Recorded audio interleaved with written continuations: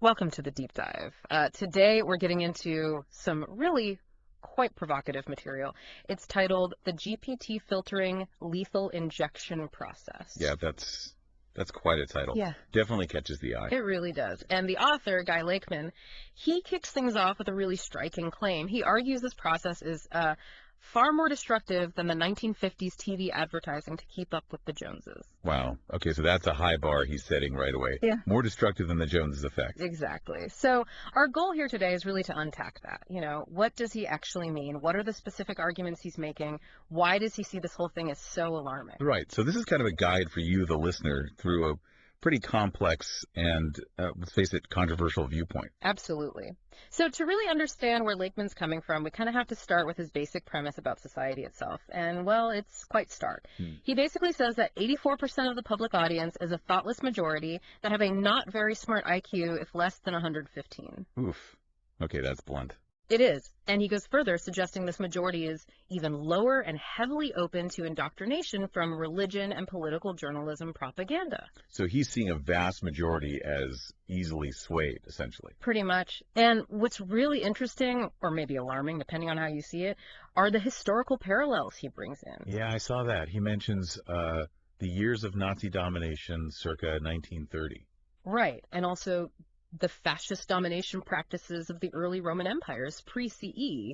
So he's drawing these really heavy historical comparisons to illustrate this vulnerability he perceives. And his description of this group, it's pretty harsh, isn't it? He calls them disturbing, easily led.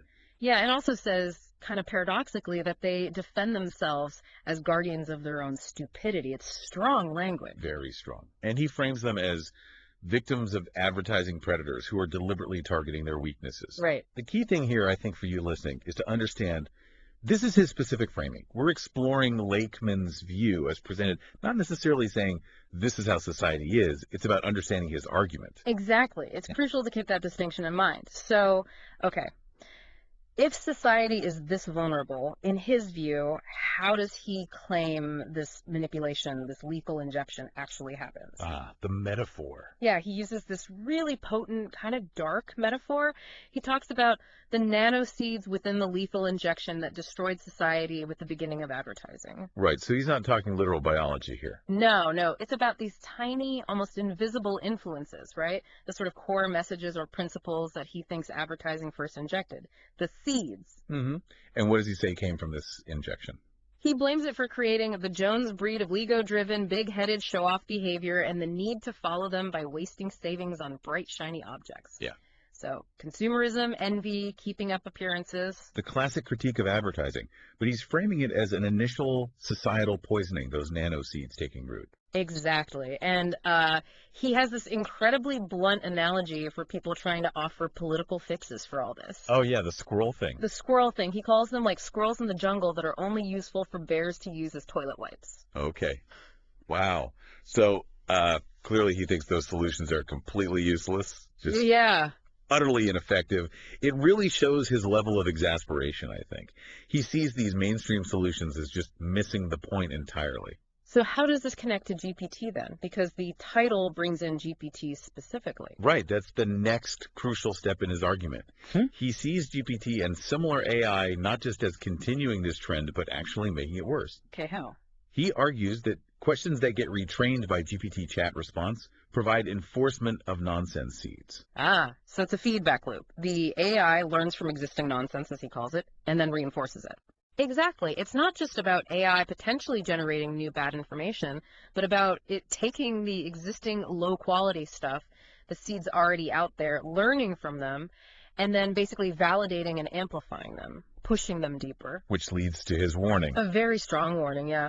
He says, unless transformers are programmed to reject nonsense, the idealistic beliefs will be generated worse than any totalitarian mind control religion can perform. That's a powerful claim. Worse than totalitarian mind control. It is. The insight he's pushing is that AI isn't just a passive channel. It's an active accelerator of these problematic societal tendencies once those seeds are planted. So it supercharges the original lethal injection in his view. That seems to be the core idea. So let's dig into the system as he describes it. He breaks it down into two parts. The inner and outer loops. Exactly. First, the inner loop. He identifies this as the machine intelligence system serial connected neural networks. Okay, the technical core of the AI. Right. And he talks about how it works, how it modifies by changing connection weights to form weighted feature attention head layers. Which sounds complicated, but basically means how the AI learns to prioritize certain information, right?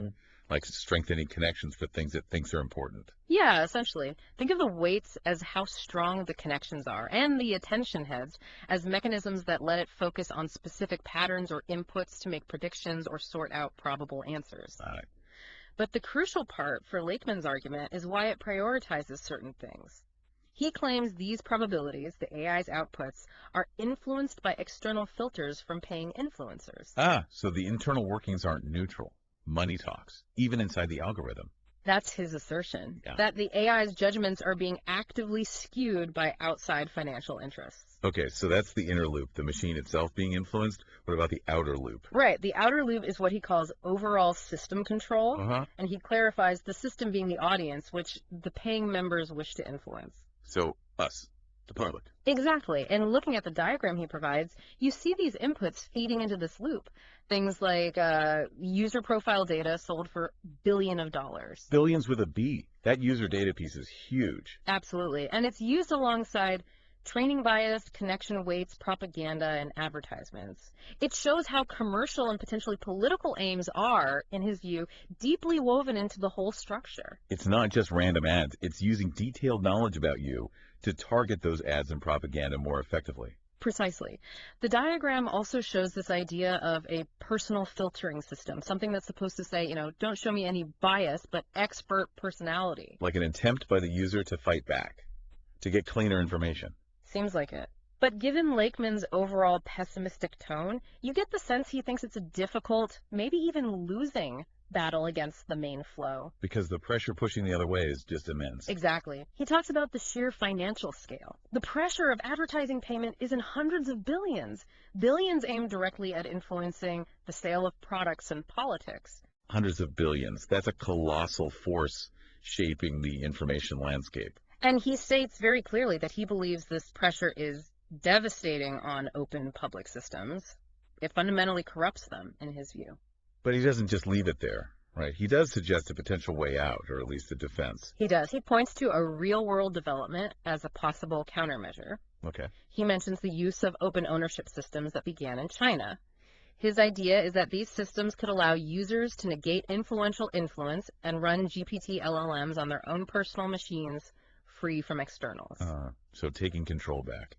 Running your own AI model locally on your own computer, away from the big platforms and their advertisers. That seems to be the suggestion, a sort of decentralized approach. If you control the tool yourself, you can potentially shield it and yourself from those outside paying influencers and biased training data he's so worried about. Interesting. A path towards individual informational autonomy, maybe. Perhaps. But before we wrap up, there's one more piece we absolutely have to mention. It's a very specific, very stark warning that appears visually with the source material. Okay, what is it? It's attributed directly to him, Guy Lakeman, and it says, "The danger of advertiser bailer LLM structure that caused suicides, bombs, and financial collapse." Whoa. Suicides, bombs, financial collapse.